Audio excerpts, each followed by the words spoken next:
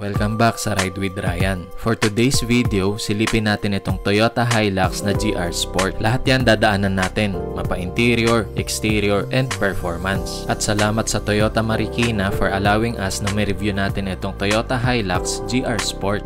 Yung ibang contact number, email address, at iba pa, ilalagay ko na lang sa baba ng description box para tuloy-tuloy na tayo. Kaya naman samahan ninyo ako hanggang sa huli. Malay mo, magustuhan mo, di ba? At least, may ideya ka na. Well, una sa lahat isa si Hilux sa mga kinikilala natin pagdating sa lineup ng Toyota pickup trucks. At kilala din ito sa pagiging durable nito. Maraming variant ang Hilux. Andyan yung GR, Conquest at GR Sport. At itong nire-review natin ay yung 2.8 liter engine na 4x4 automatic na GR Sport.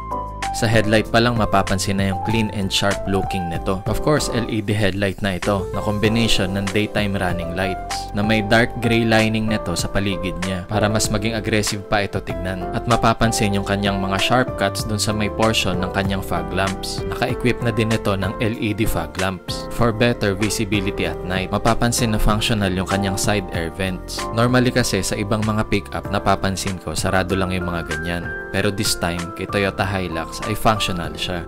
Kung pagmamasdan, very bold and mature looking talaga ito. Even yung front grille na rugged talaga ang dating. Mapapansin na malaki yung area ng front grille for better cooling purposes ng ating engine bay.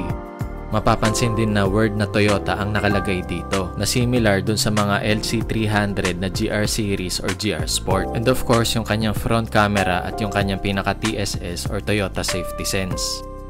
Isa si Hilux na may magandang reputation pagdating sa kanyang off-roading capabilities. On top pa dyan yung pagiging reliable niya. In short, pasok talaga siya in any event, mapa formal, casual, or any rough terrain. Hindi ka masyado kakabahan dahil alam mo sa sarili mo na equip ka. When it comes naman sa kanyang maintenance parts, ay hindi ka na din naman mahihirapan maghanap ng pyesa sa dami ng availability nito. Base lang naman yan sa mga nakausap kong mekaniko na kapag sinabing Hilux, hindi naman daw mahirap hanapin ang pyesa. Basta't bigyan lang daw ng sample at tamang part number. O maliwanag yan ha, tuloy tayo. Sumunod naman natin silipin ay yung kanyang engine bay. Equip ito ng 1GD FTV engine. Isa itong 4-cylinder na 2.8 liter diesel engine, 16-valve DOC or dual overhead camshaft na variable nozzle turbo with air-cooled intercooler. May cylinder displacement ito na 2,755cc. May maximum output ito na 224 PS at 3,000 RPM. At maximum torque na 550 Nm at 1,600 RPM hanggang 2,800 RPM. Isa na itong 6-speed automatic transmission. Well, sa mga numbers na yan, masasabi ko talagang hindi ka mabibitin sa power nito. Regarding naman sa kanyang fuel consumption, meron itong 8 to 9 km per liter sa city at 13 to 13.5 km per liter sa highway. Yung mga numbers na yan, magbavari pa yan depending sa traffic condition, driving habit, at kung well-maintained ba yung sasakyan over time, which mainly nakaka-affect talaga sa fuel consumption. 80 liters ang fuel tank capacity nito. Anyway, moving forward, dito pa rin naman sa kanyang exterior, pag umilalim ka, available ka ng dalawang recovery hook. Ito yung una, ito yung pangalawa. Just in case lang na mabalahaw during off-roading. At yung pinaka-protection niya dito sa ilalim. Hindi lang ako sure kung standard ba ng GR Sport yan or nilagay lang muna ng kasa yan. Kapag pinagmasdan mo, especially yung kanyang side profile, ang lapad niya talaga. Well, isang malaking factor dyan yung kanyang mga side fender. Mas malapad ito kapag nakita nyo pa ito ng personal, which nagsuserve na rin as kanyang protection. To be exact, ang kanyang overall dimensions ay 5,320mm in length, 2,020mm in width, at 1,880mm in height, na may wheelbase na 3,085mm, at ground clearance na 279mm. In terms of length, napansin ko, mas mahaba lang si Hilux Conquest ng 5mm as against dito kay GR Sport. Sa width, parehas lang sila sa Conquest. Pero sa height, mas lamang ito si GR Sport ng 35mm. Yung kanyang wading depth ay 700mm. Safe na yan just in case na may mga baha kang madadaanan. Mga estimate ko parang hanggang dito ata kataas yun. Choice mo na lang kung isusulong mo pa o hindi. Especially dito sa Metro Manila kapag maulan. Patungkol naman sa wheels and tires, makikita na naka-alloy GR design na din ito. 265, 65, R17. Dweller tire na Bridgestone ang gamit nito. At yung spare tire niya ay alloy wheel GR design na din. Isa pang noticeable dito ay yung kanyang brake caliper. Painted ito ng red na may GR logo at equipped na ito ng disc brake, which is better naman talaga comparing sa mga drum brake. Regarding naman sa kanyang suspension, equip ito ng double wishbone plus monotube shock absorber. While dito sa likod ay naka-leaf spring rigid axle na combination ng monotube shock absorber. Kaya naman para sa akin, mas maganda yung plain nito or yung damping comparing sa ibang mga pickup truck. It's a good combination ng power and handling for better and enjoyable driving experience. Lalo na at 4x4 ito. Tuloy tayo, check naman natin yung likod. Yun namang truck bed dimensions niya, meron na itong 1,525mm in length, 1,540mm in width, at 480mm in height. Yung payload capacity niya ay hanggang 1 ton. Kaya naman hindi ka na din magdadalawang isip kung ano man yung mga ilalagay mo dito. Beside, nasa sa atin naman yan kung paano natin gagamitin yung pinaka-cargo nito. May nakaabang na din dito nung pinaka-tie down point niya. Of course, kompleto yan. Meron din sa kabilang side para dun sa mga pagtatalian, dun sa mga possible na ikakarga dito. Yun naman sa taillights niya, combination na siya ng LED line guide at bulb at yung pinaka third brake light niya dito sa likod. Meron na din siyang tailgate assist para hindi na tayo mahirapan sa pagbaba at pag-angat nito. And of course, yung badging niya ng GR Sport at yung Hilux na naka-blackout na din. Kung pagmamasdan natin, wala masyadong nabago sa rear end ng Hilux comparing sa ibang variant ng Hilux din. Same thing din dito sa kanyang mga stepboard na similar din sa ibang mga variant. Ang kinagandahan dito kapag humakbang ka ay hindi siya madulas comparing sa ibang pickup or SUV. Yun naman dito sa may kanyang side profile sa side mirror, isa na itong power folding, power adjustable with side turn indicator. At sa ilalim nakaposisyon yung pinaka paddle lamp niya at isa sa 4 na 360 degree camera. Kung safety and security lang naman ang pag-uusapan ay hindi ito magpapahuli dahil equipped ito ng Toyota Safety Sense tulad na lang ng pre-collision system, lane departure alert at dynamic radar cruise control. At meron pa itong blind spot monitor para mas accurate ang visibility natin. Hindi lang yan dahil available din dito ang rear cross traffic alert, vehicle stability control, hill start assist control, downhill assist control, and of course ABS plus EBD plus brake assist or anti-lock braking system plus electronic brake force distribution and brake assist. O diba ang dami? Ewan ko na lang kung di ka pa huminto dyan. Well, syempre ingat pa rin kahit equip tayo ng ganyang safety and security feature. Yun naman kanyang door handle ay keyless entry na para mas madali ang pagpasok natin. Mapapansin din na naka-body color na ito. Overall, yun na lahat yung makikita dito sa exterior. Mag-focus naman tayo sa kanyang interior. Patungkol naman dito sa kanyang interior, napansin ko dito mostly made of hard plastic material. Balanse yung design layout ng dashboard niya sa character ng Hilux GR Sport.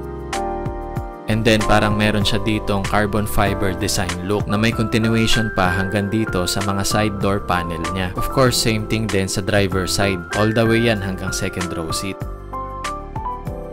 Dito naman sa kanyang driver side, una ko nang finil dito ay yung kanyang steering wheel. Una ko nang napansin dito ay yung kanyang red center line. And at the same time, yung GR branding sa may lower portion nito. Leather wrap yung kanyang steering wheel at may thumb rest na rin naman.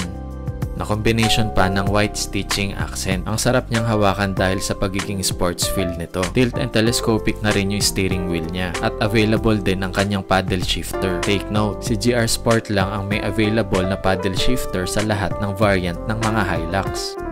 Sa left side nakaposition yung para sa kanyang infotainment system at yung sa right side naman ay para dun sa kanyang instrument cluster. Yung sa lower portion naman ay para sa cruise control switch. Tuloy tayo. Yun naman sa seat type adjustment niya. Sa driver side ay naka 8-way power adjustable seat. Adjust mo na lang according sa driving position mo. At sa passenger side ay naka 4-way manual adjustable seat.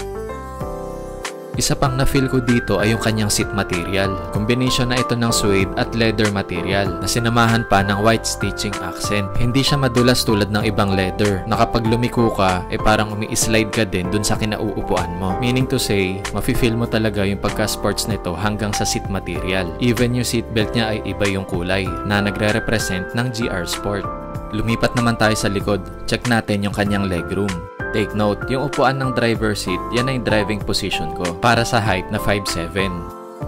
Para sa akin, maluwag pa yung legroom niya. May halos isang dangkal pa yung pagitan nito mula sa tuhod ko at may i-stretch mo pa yung paa mo. Kaya naman komportable yung mga uupo dito sa likod. At available na din itong mga grab handle. Kompleto yan para sa passenger side, driver side at dito sa likod. Iba pa yung pinaka-grab handle niya dun sa may pinaka-overhead. Meaning, hindi din naman mawawalan na makakapitan yung mga passengers mo, especially during off-roading. Mapa short distance or long distance trip. Oh, maliwanag yan ha. Tuloy tayo. Yun naman sa mga side door panel ay soft touch leather material ang tatamaan ng siko mo. And of course, yung kanyang power window and side mirror control switch. Yung mga side pocket niya, including yung bottle holder, sapat na para makapaglagay din tayo ng ilang item dito.